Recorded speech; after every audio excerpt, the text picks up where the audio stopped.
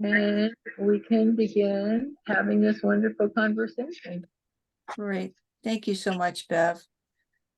So hello, everybody. I want to welcome you to our program this evening, Seasonal Strategies for Joy and Renewal. My name is Mary Roberge, and I am an AARP New Hampshire volunteer. I'm one of your hosts for this evening's presentation. Your other host is Bev Cotton, who is also another AARP New Hampshire volunteer. Our presenter this evening is Kelly Dwyer of Nature Education Opportunities.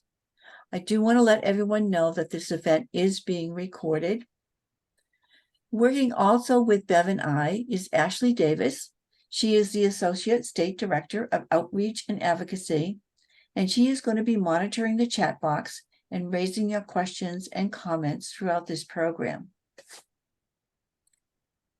As Bev mentioned, before we get started, just want to cover a few housekeeping items. Make sure to mute your line by ensuring that your microphone has a line through it. This will help to eliminate any background noise. We do want to hear from everyone tonight. So if you do have a question or a comment, please don't hesitate to use the chat box, which can be accessed by clicking the chat button at the bottom of your screen. At AARP New Hampshire, we are focused on the well-being of the 50+ in the Granite State. Our work frequently focuses on livable communities.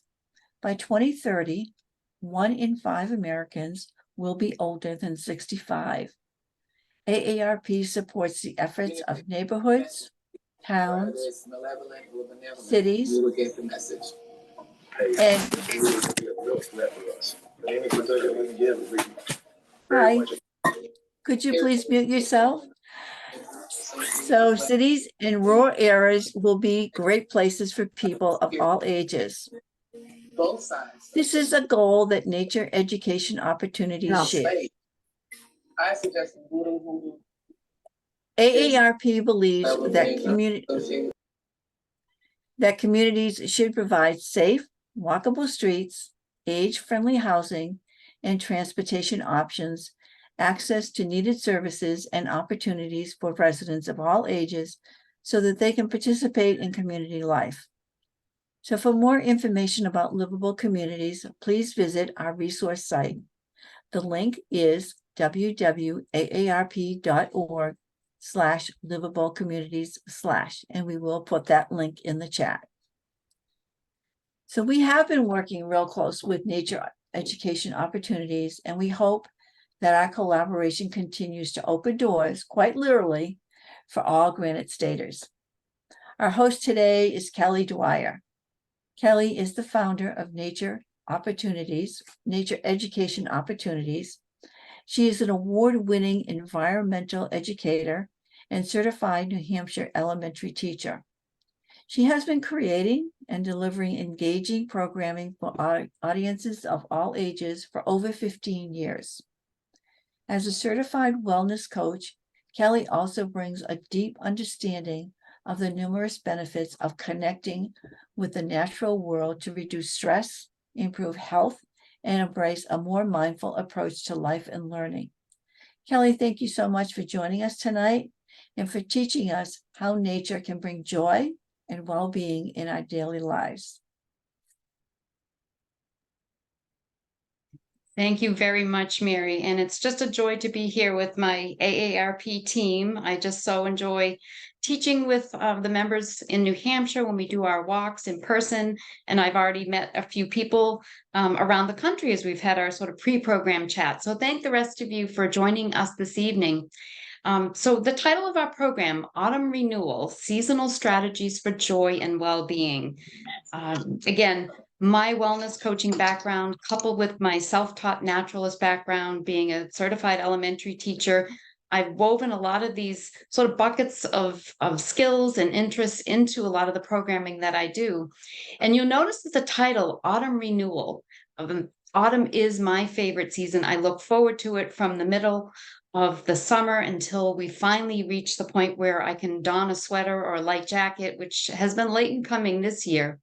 And I look at the idea about renewal because many of us have very busy summers. We're vacationing. Maybe you have grandchildren or children that are very involved in sports and activities. So summer tends to be a very busy season. And it's important for us to embrace what autumn offers, almost like what's happening in the natural world. If we think about our trees, our wildlife, getting ready systematically for a season of more rest and rejuvenation as we enter winter. Many of us are not looking forward to that. So I look at the opportunity that we can get ready, start preparing, thinking about different strategies and ways to weave that right into our life right now. And this is such a brief season, autumn. Unfortunately, it seems like it gets briefer and briefer each year. I know here in my home in southern New Hampshire last week, it was well into the upper 80s. You know, we were in tank tops, flip-flops, and lugging pumpkins from the farmers markets, and it just didn't seem like fall, but finally it feels like it has arrived. So again, my title, Seasonal Strategies for Joy and Wellbeing, and just many of the things that I'll discuss tonight and demonstrate and show you are really easy things that will connect you with the natural world that could be really woven in throughout the entire year, depending on where you're living, just to make some modifications. Okay, so let's see for some. Well, here's the glitch that we talked about, Bev.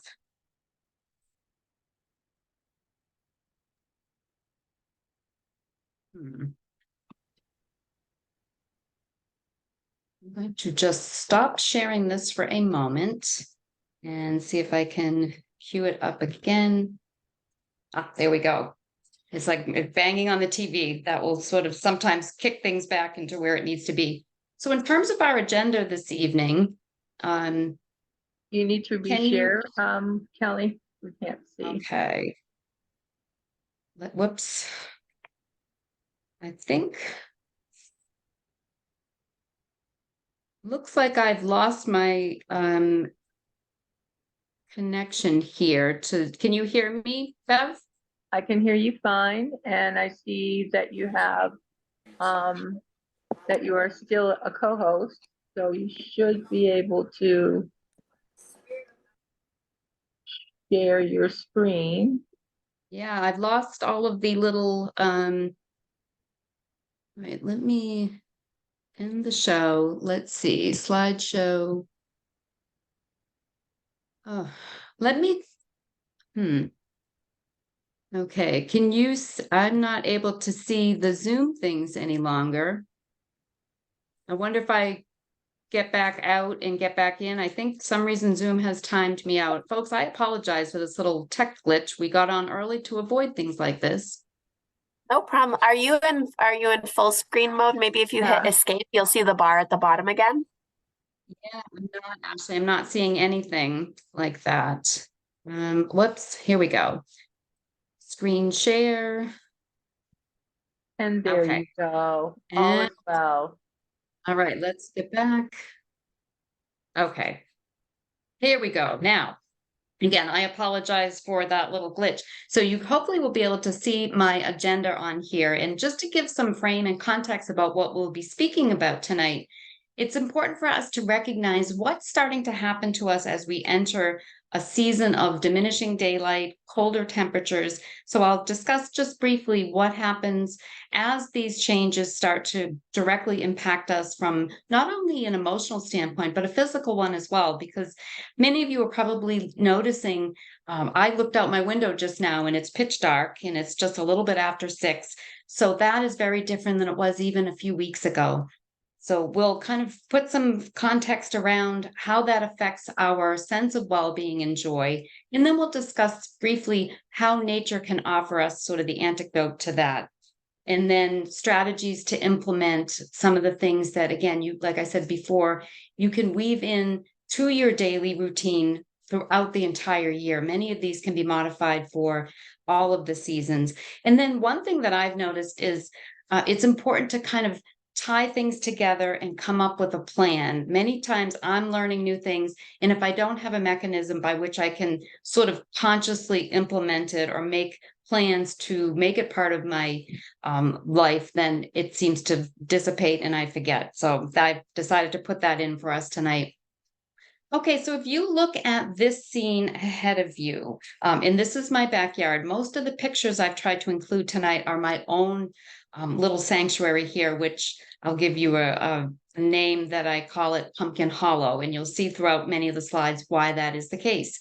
But the scene on the left was taken at about 3:30 last early January in the middle of a snowstorm. And you can notice just the muted colors, the grays, the blacks, the whites, as opposed to the scene that's on the right was taken in early spring as just after things started to leaf out.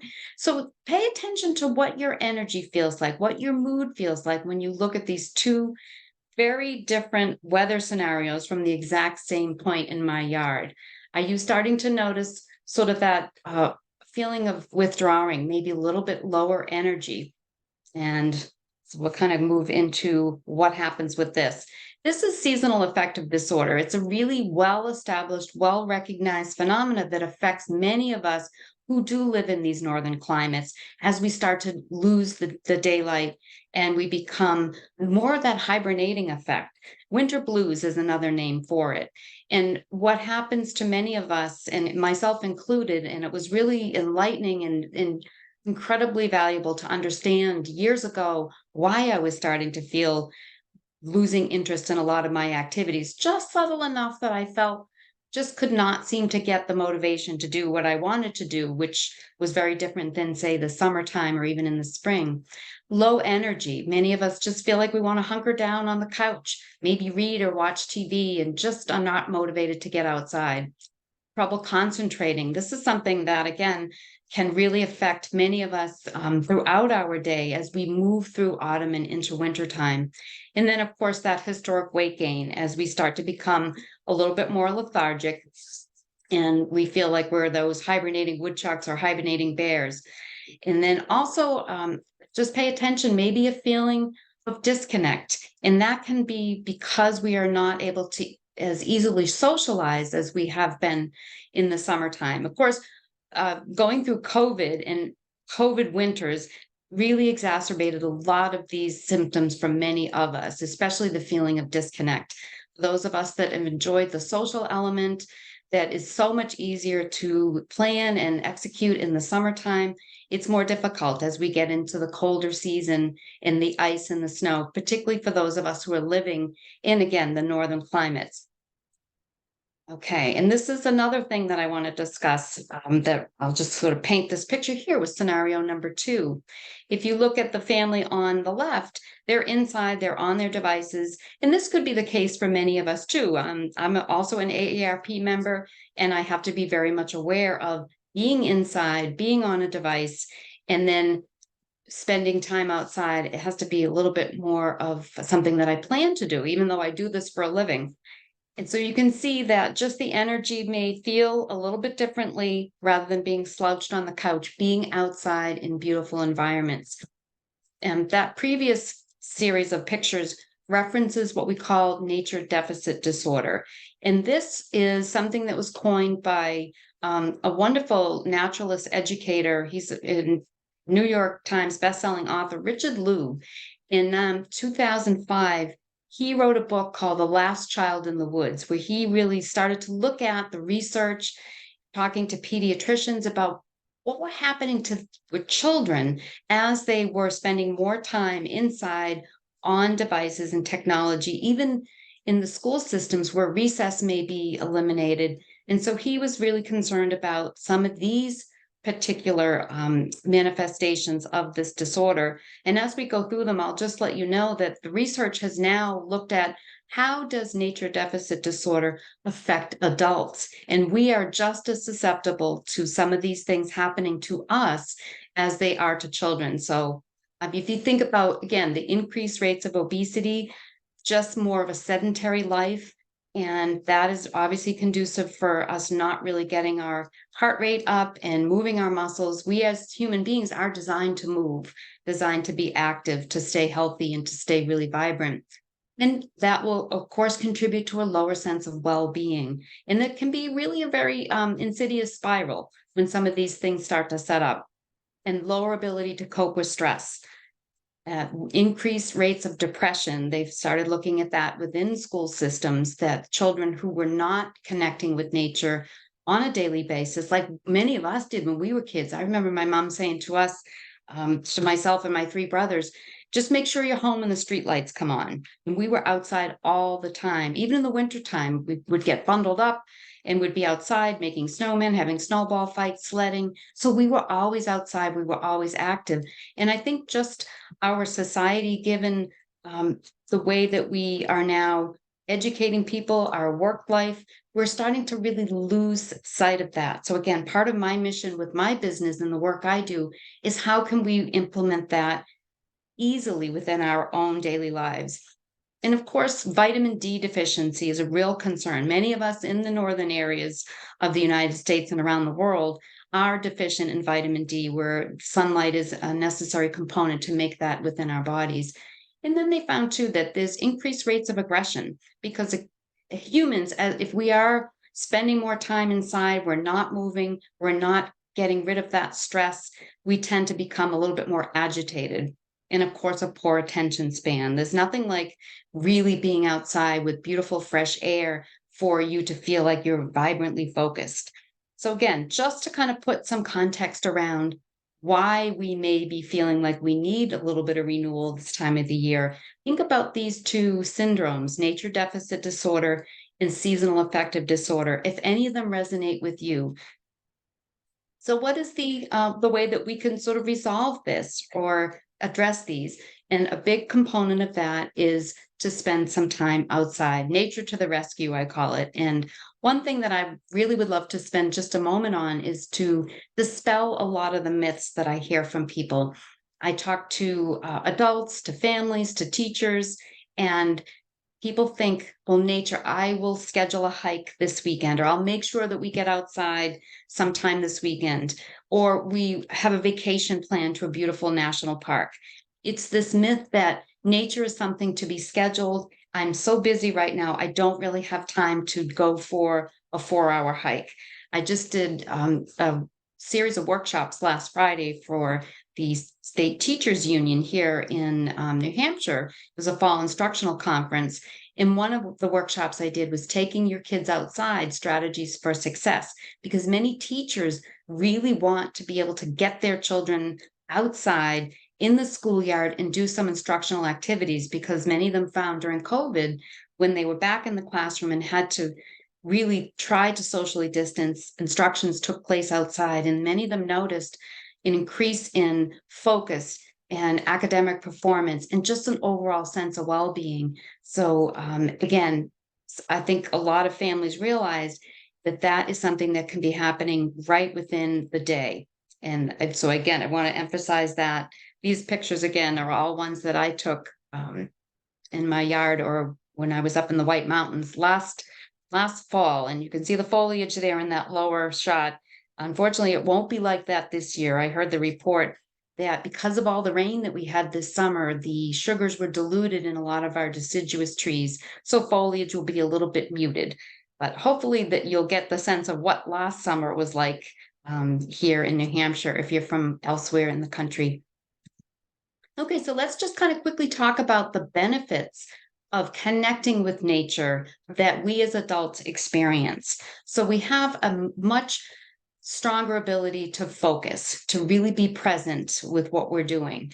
If you've ever had the opportunity to maybe take some work outside, or if you read the newspaper outside, on a patio in the summertime, or you work on some puzzles, it's just something about the fresh air that provides that real clarifying effect for our human brain to focus.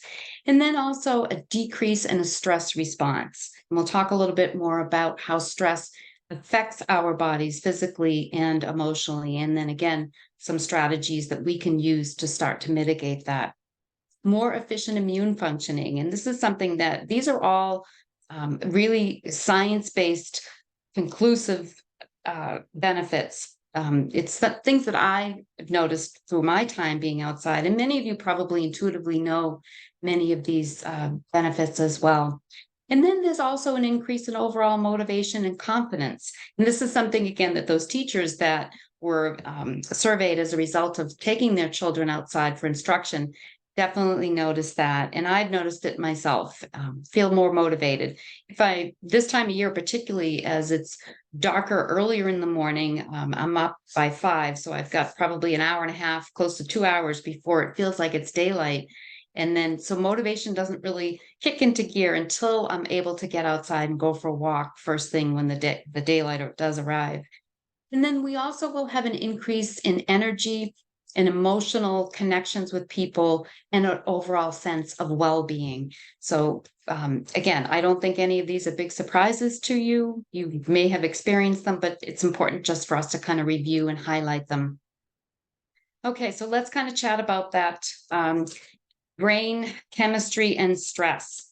This is something that is really, so I think it's undervalued in terms of what happens when we become stressed, and oftentimes with our lives, we're living in a chronic state of stress instead of the acute stress that our brains were designed to deal with as we evolved from more primitive beings and became more of the lifestyle that we have today. So that primitive system that we have, our limbic system, which is that surveillance system at the base of our brainstem that's constantly monitoring for threats. And then we have adrenaline, cortisol, those stress hormones that are released in that perceived response to stress.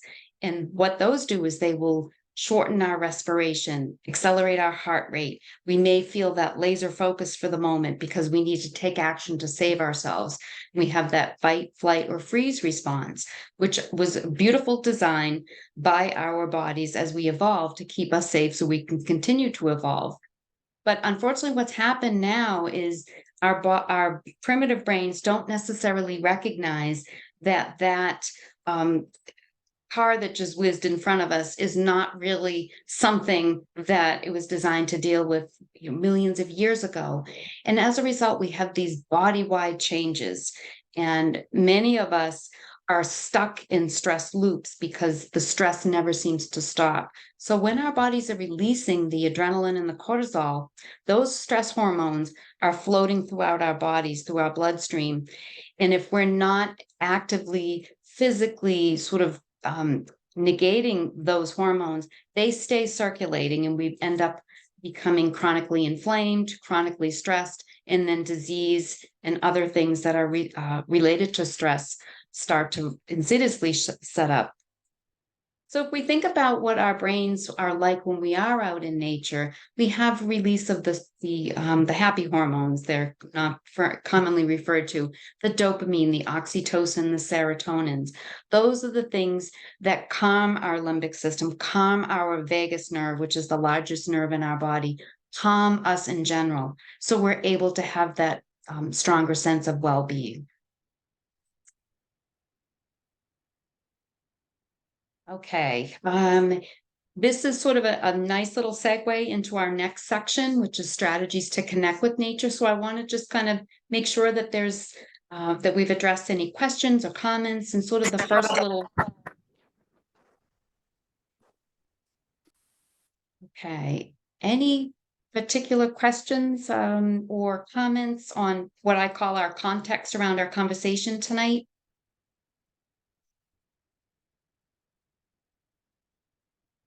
Okay. All right. So again, just as almost like a secondary agenda here. So we're going to talk now about seasonal recreation and activities, and then daily ideas to incorporate, ways to bring nature inside, and we'll sort of end with your personalized plan. Some tips that I have found very helpful over the years to make sure that I'm actually implementing what I've learned or what I'd like to do.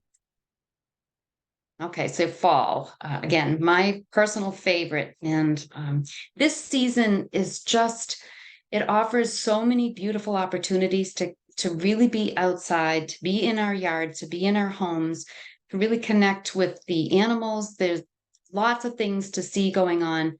Animals are preparing for either hibernation to adapt and stay active throughout the winter here or to migrate. So it's a really busy season. And there's nothing finer than taking a cup of coffee or tea in the morning and sitting outside and just anchoring yourself and watching that.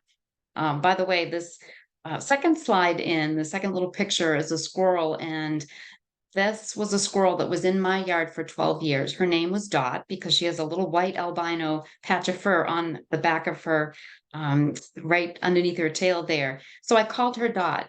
And just watching her antics over 12 years, most squirrels, by the way, live only maybe 4 to 5 years. So she was quite well adjusted to my habitat, and I lost her this past June. So I just kind of put pictures of Dot in whenever I can. The next one you can see is my backyard. This is a picture from my porch, and you can see why I call it Pumpkin Hollow. There's something really exciting about decorating with all the pumpkins. Okay. All right, so let me talk about fall gardening and just cleaning up our yards. This is a beautiful time to really slow down. Many of us think of fall gardening as raking the leaves, putting the garden beds ready for winter. There's actually a lot of opportunity for us to connect with our outside environments. Even if you have a patio or a balcony and you have potted plants that you may have had over the course of the summer, there's lots of opportunity to really embrace the natural world at this time of year. The top little picture is a picture of some echinacea or coneflowers that are native pollinating plants.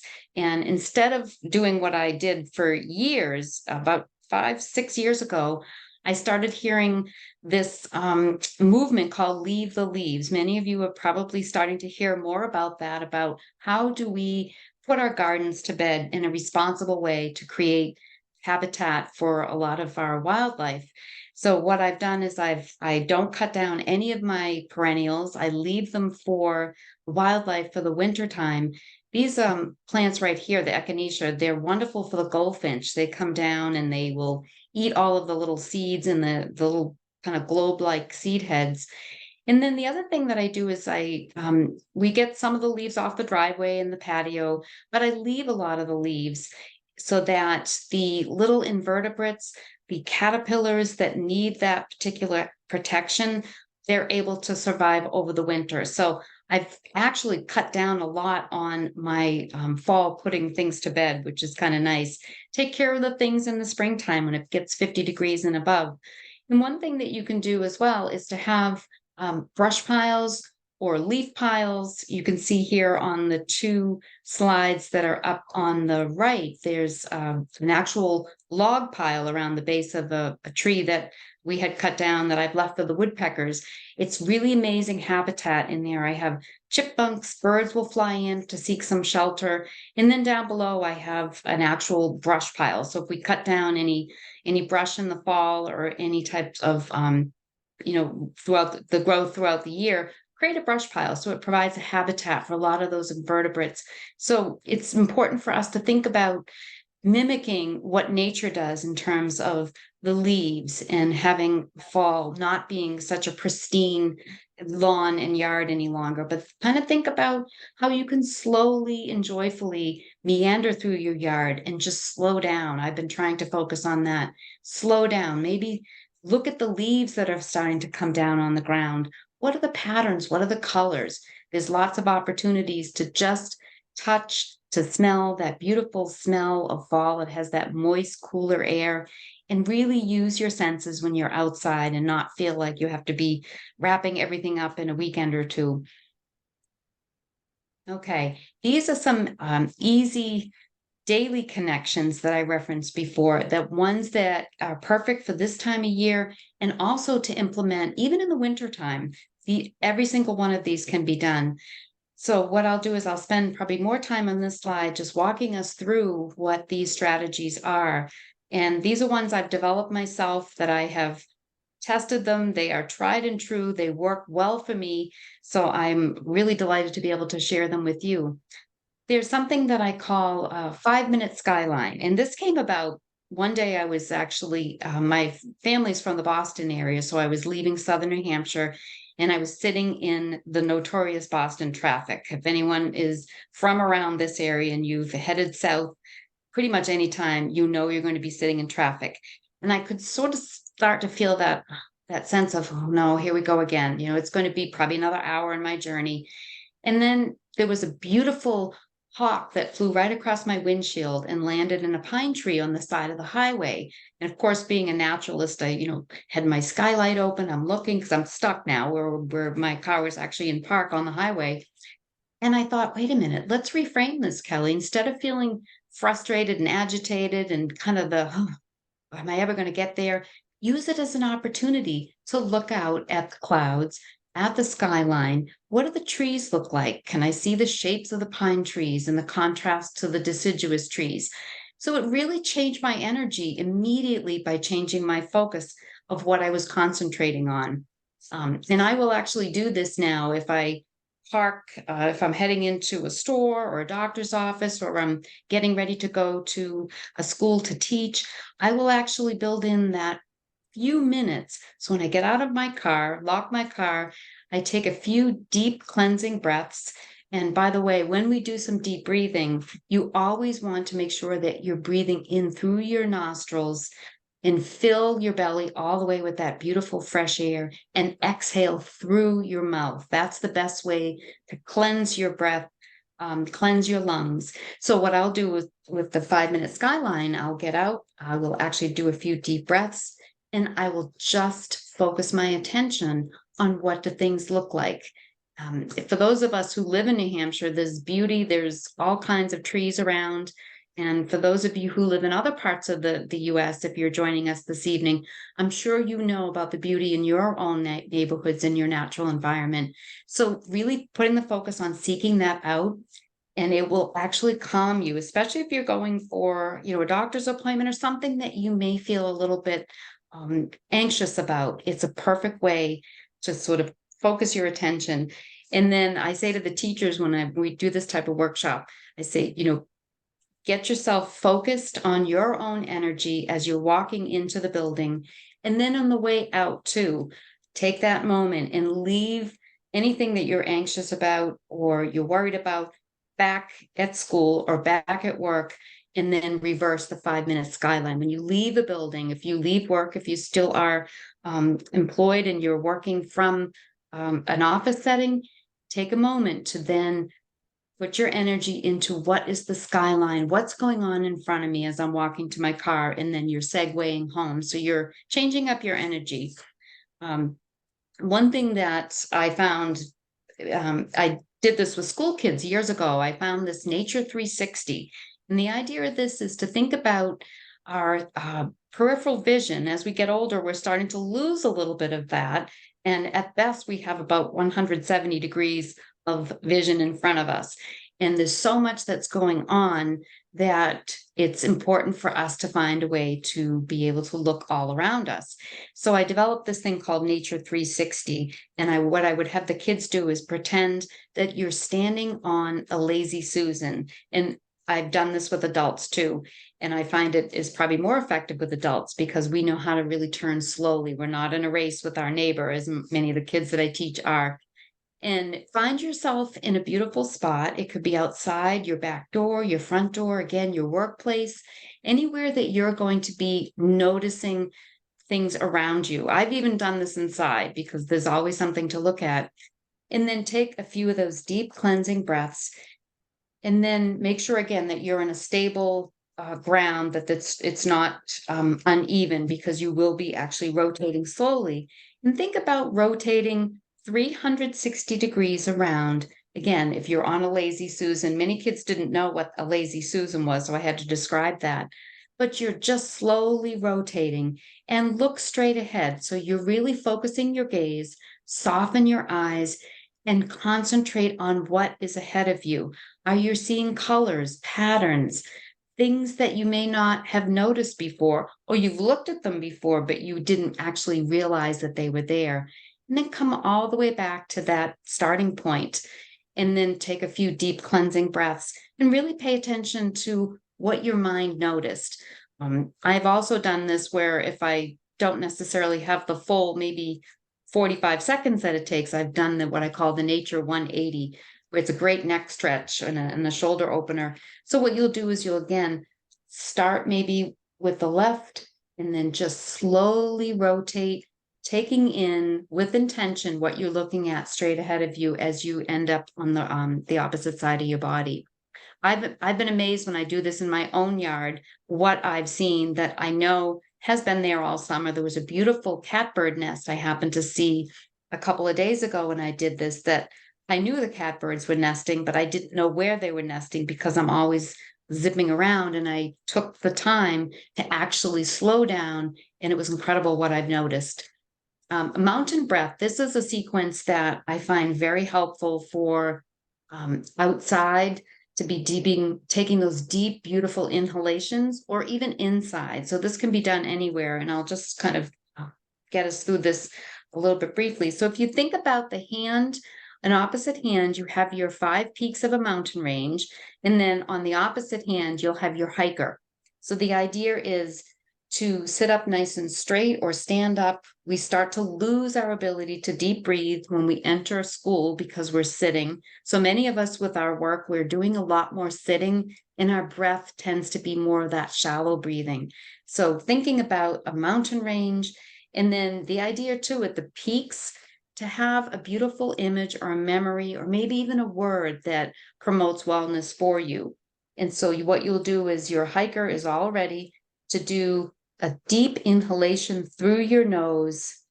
When you reach that first peak, think of your scene or your word, and then exhale through your mouth all the way down into the valley. So you'll be repeating the sequence all the way through the rest of your mountain range. Inhale beautifully and deeply through the nose, reach the peak, hold the breath, and think about that word or that scene that will bring you joy and well-being. Exhale through your mouth down into the valley. And then again, inhale through your mouth, through your nose, up to the top peak, and then down through your mouth.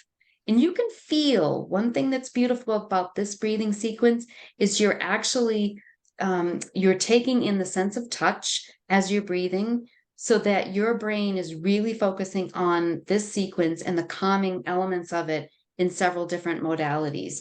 And then back up, breathe out through your mouth down. And this is important to take this last deep inhalation through your nose, hold it, and exhale very deeply as you come all the way back down into almost your wrist area. And one thing that's helpful with this is your brain now has been put on notice that something relaxing is happening, so that you're able to replicate that same feeling of relaxation simply by touching your opposite finger, your hiker, onto the hand that is the mountain. So again, your brain will know that relaxation's coming, even if you're not able to do the entire sequence. So it's just a nice way to cue your nervous system to calm down and to de-stress. So mountain breath is something, again, if you visualize a beautiful mountain, you're visualizing nature. You're ironically making a connection with nature, even if you're inside thinking about a beautiful mountain. Sit spots for calm. This is something that I really love to do. I do it as many times as I can throughout the day. I have special little areas in my yard or sitting on the back steps and just anchoring myself to my environment, to my surroundings. And then again, I'm always doing a couple of deep cleansing breaths, and I'll just look around. I'll look and try to pay attention to what's going on. And many times where I'm sitting, it could be in a camp chair, it could be on the ground, if you're comfortable with that, having a cushion or something to sort of give you a little padding rather than sitting right directly on the ground. But this is a beautiful opportunity, as long as you're in a safe place where you're not going to tip over, to actually close your eyes and use your sense of hearing and your sense of smell. Do a sensory engagement with what is right around in your environment. I've worked with many teachers in inner city schools that say we have no nature around, and we'll go outside and they'll say, well, what about that patch of grass or those trees or the clouds? There's always a wonderful show going on in the sky. It's the best free show, my mom said to me years ago, and the sky is always open and available for us to connect with nature in that respect. But having a sit spots for calm is, again, going to that spot. Your brain will automatically start to de-stress, and it could be something as simple as sitting on your back steps or your front steps or a porch rocker or something that you habitually go to, so that what the idea is that your brain will start to recognize, even as you're sitting in that chair, this is a calming activity, this is a calm moment. And it's fun to look at all of the different changes, be that what I call a nature detective. What are the different subtle changes happening throughout the day with the light, the breeze, and then of course throughout the seasons too. So these are wonderful ways to really anchor yourself right to nature, that you can put in right within your routine on a daily basis. Walking with a purpose. Many of us love to walk. I myself am a walker. And I would encourage you to have several times during your walks or several times a week that you don't put your headphones in. Really set the intention. What will I hear today? Will I hear birdsong? Will I hear children playing? Will I hear traffic? Will I hear airplanes? It's a great way to tune in with your environment by walking with a purpose. This time of year, of course, being a lover of pumpkins, I love to challenge myself. How many pumpkins will I actually see on my walk? Who's putting out those mums? Who's putting out all kinds of beautiful fall decorations? So that just keeps me connected with my natural environment as I'm walking. Another thing to think about is to stay grounded in nature. This is when you think about walking on dewy, wet grass or sand at the beach. Even now, where we have some beautiful days ahead, warmth during the middle of the day, take your socks and shoes off and step on those warm stones. This picture right here to the left of this slide is a couple of big stones that ring my water garden that you've seen in pictures. And there's nothing more wonderful than on a warm part of a day, I'll take my shoes and socks off and I'll just stand barefoot, and I will actually connect myself to the earth using the soles of my feet. Our feet are really an undervalued resource when it comes to being out in nature with them. So it's think of those fun little activities that you can do, and maybe in a leaf pile. If you have grandchildren and you're raking up the leaves or you're doing something outside, take your shoes and socks off, and just for a moment, what does the sensation like? The other way to ground yourself in nature is to just touch tree bark. Any way that you can use your sensory sensations, your hands and your feet, to make those connections. It's just another way to add an element of calm. Okay, mindful meals. This is something that I have been personally working on, and I think a lot of us would benefit, and I know I have, and I see the benefits of it every day, if I can slow down and savor a meal. This is my back patio where I love to sit and just have a wonderful meal. I don't bring my phone, I don't bring my laptop, I don't even bring a book. And that was hard at first, not to be checking emails, checking my phone, even reading while I was eating. I found if I'm so engrossed in a book that suddenly my meal is gone and I really don't have a recollection of eating because I become more mindless. So really challenge yourself with mindful meals. Savor the different textures, the tastes, the things that you're putting into a healthy meal. And also really give thanks. Give a silent shout out of thanks to the farmers who grew the food that is really nourishing our body. It's so important to slow down, chew thoroughly, because that's a really wonderful way to increase our well-being, is to nourish ourselves with healthy meals. And one thing that I also do is I have special placemats, because I found breakfast is the time of day where nobody else in my home is up. It's my time to savor those maybe 20 minutes by myself before everybody else gets up. And I have a special placemat because I'm all about those cues that sort of remind me to do a certain thing. and I put a fun little placemat down, which again, my sensory system says, that's right, Kelly, you're going to have a calm breakfast. And I have my cereal or whatever I'm having in my coffee. And then I just look out the spotlights because it's dark at that time. But I really find myself becoming calm early in the morning, which is a wonderful way to start my day. So I'm very grateful that I discovered that. It took a while. There are many days that led up to that I would be loading the dishwasher with my breakfast dishes, and did I even eat that cereal? I don't remember doing it because I was mindlessly eating while I was doing other things. I was trying to multitask, and that is certainly a myth. There's no such thing as effective multitasking. Our brains are designed to do one thing and do it really well and thoroughly, but one thing. Okay. Oh, and this time of year, of course, many of us are just excited to now start thinking about those savory soups and stews and a lot of the wonderful things available at our farmers market. So just having a healthy soup or stew. This is a vegetable lentil soup that I make that I haven't made yet this year, but I can't wait because there's something about the aroma, the fragrances of fall baking or fall cooking. You can just almost feel yourselves being brought back to your childhood or that cozy time at home as your sense of smell, which by the way is our most primitive sense, our olfactory bulb is directly linked right to our limbic system.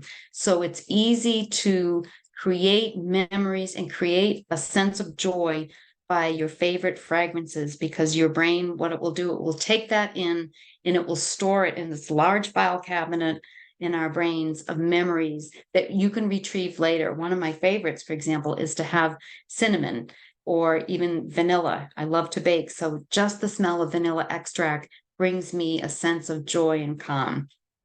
So make sure you get all those soups and stews, those recipes out, and get to the farmer's market or your produce section at your grocery store and be creative. Maybe try something a little bit different or something new, a new ingredient or a new recipe that will bring all of those flavors and textures of a harvest season to your palate. All right, so let's talk about how we can bring nature inside, because the reality for many of us is within a couple of short months, we will have snow and ice. At least we should be having snow and ice here in the Northeast. And I'm hoping for a snowy winter because I love to snowshoe. So it makes it a little bit easy to get through those cold, long months.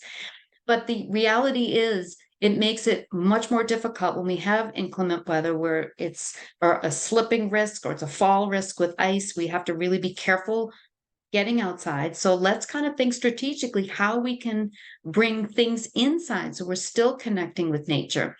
This is a picture of my porch from last year.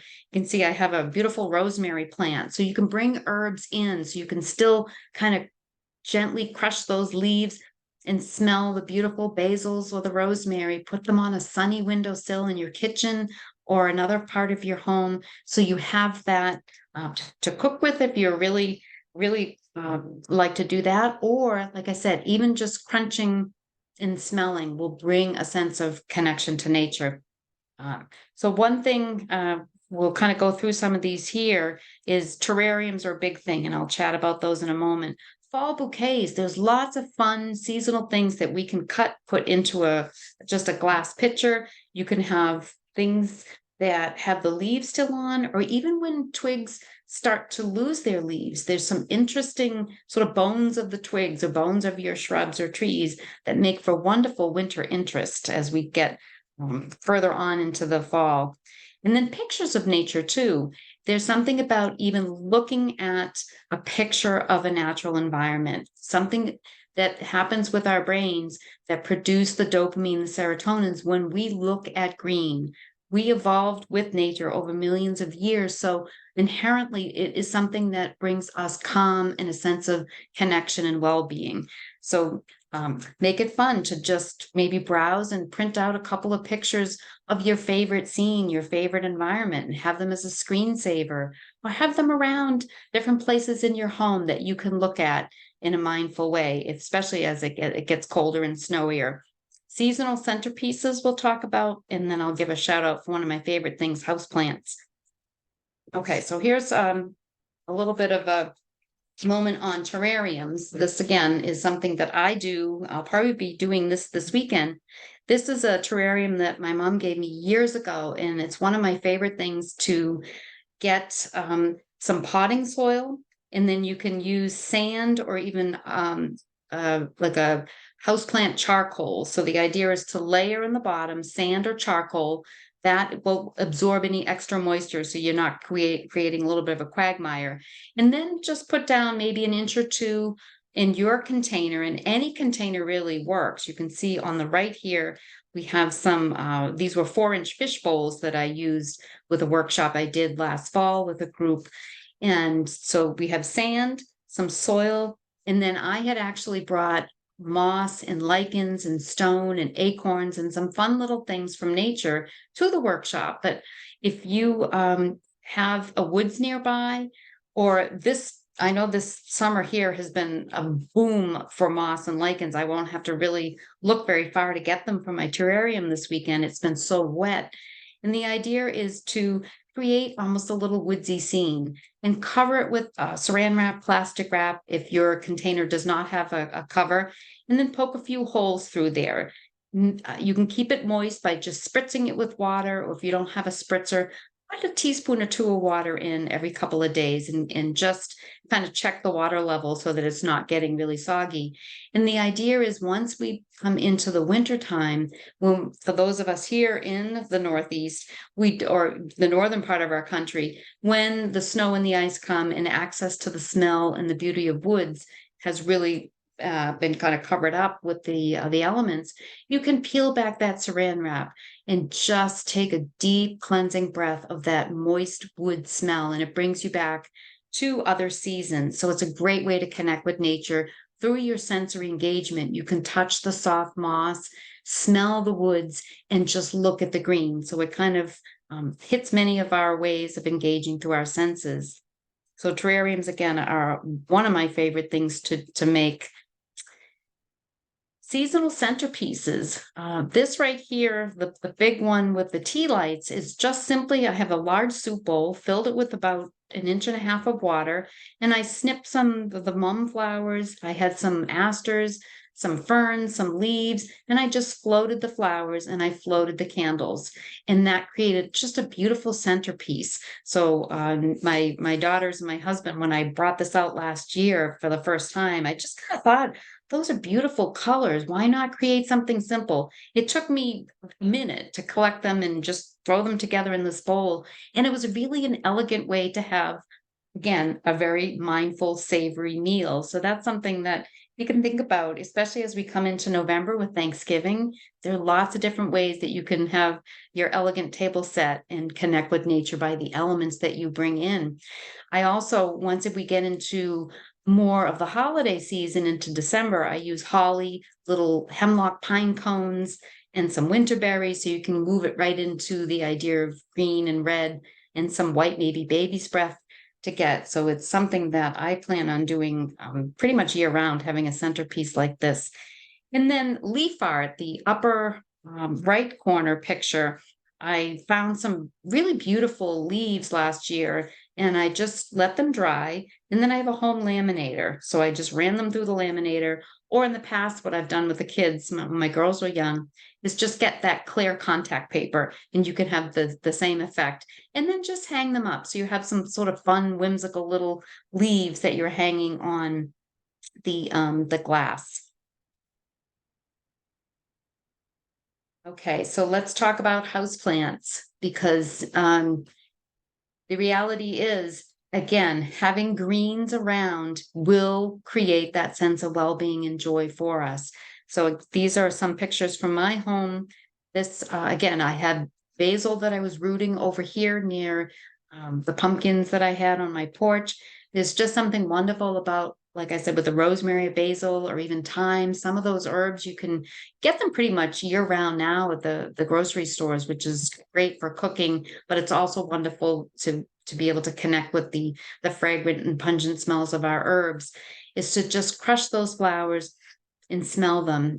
The other thing you can do is if you don't happen to have the actual live plants, You can get essential oils like lavender, mint, or peppermint, put them on a cotton ball in a little snack baggie, close it up, poke a few holes with a toothpick, and you will have what I call scent pillows. So there's another way to use your sense of smell for well-being and connecting with nature. I got last year a balsam scent that was lovely. So once the Christmas tree went outside, I could still imagine myself around the Christmas tree with my family by smelling that little balsam sachet that I had.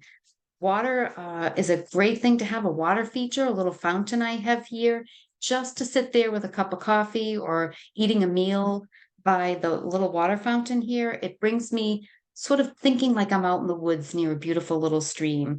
And then, of course, color with a lot of different houseplants. It's a great way to have pops of color this time of year as things start to get really kind of drab.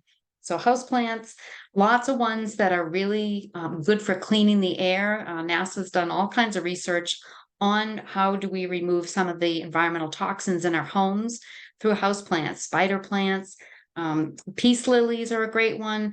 There's lots of ones that are very easy to maintain if you feel yourself not particularly having a green thumb. I grew up with lots of houseplants, so I feel really fortunate that it's something I love to do, but it's there's a houseplant for everybody. And there's ones that require very little maintenance and care.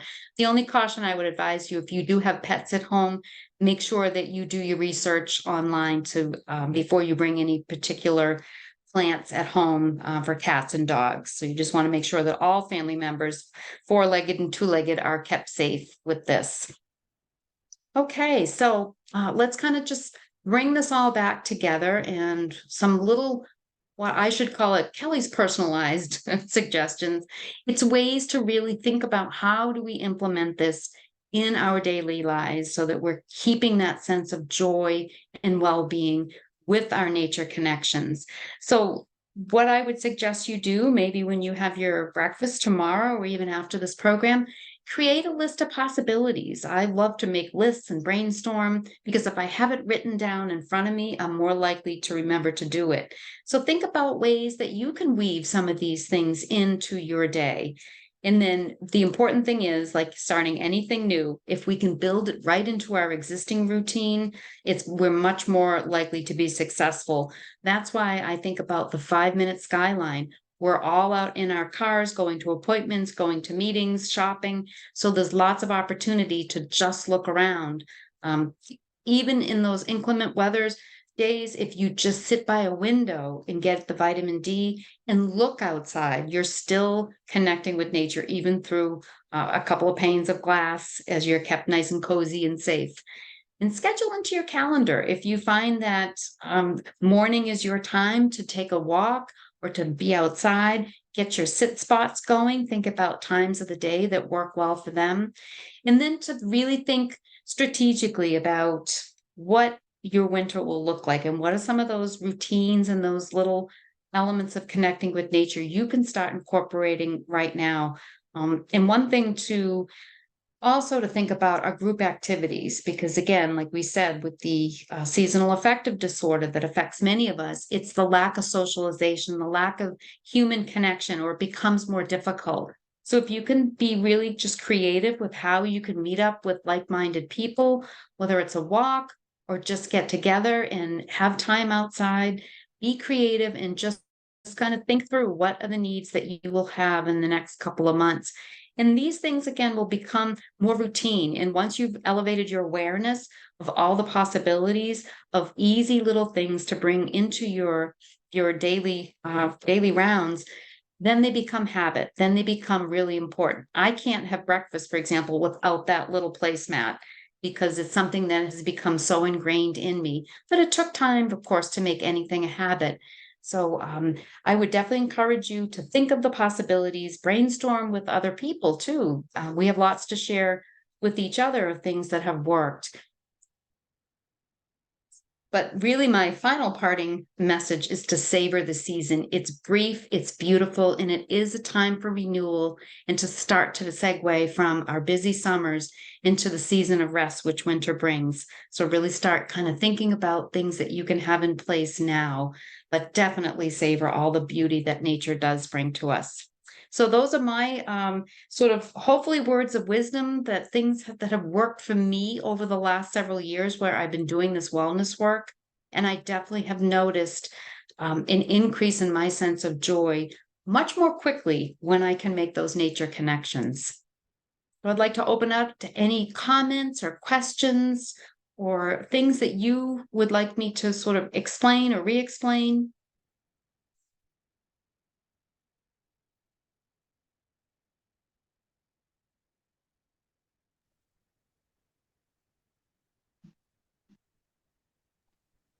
Okay.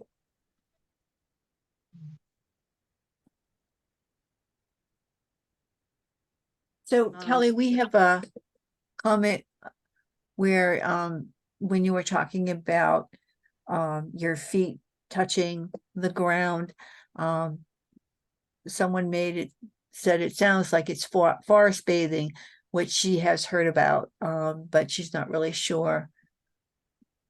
Yes, that's a great point. It's forest bathing is a whole process by which you really engage yourself in the woods, and there's a bunch of activities that go with that. This is almost like the Spark Note version where you can do it just within a minute, where forest bathing is a much more time intensive process. So absolutely, just by taking your shoes off, your socks off, and grounding yourself with warm patio stones or even the crunchy fall leaves, you're doing an element of forest bathing, and you're getting almost the same benefits by grounding your energy right to the earth. And then your feet will feel the different sensations, the temperature, the textures. So it's another element of how you can connect. I want to thank you, Kelly, very much. It seems like you're getting a lot of wonderful comments in the chat, and many thanks from folks who really enjoyed this presentation tonight. It's been wonderful. And thank Good. you, the audience. I appreciate all of you being with us, and I hope you enjoyed learning with us. Please check the AARP website often at aarp.org/New Hampshire for more programs, including in-person events like our upcoming corn maze and trivia events, and even more events with Kelly. So if you enjoyed this talk, then you'll love her winter terrarium program. So be well and take care. Thank you, everybody. Enjoy the season. Thank you.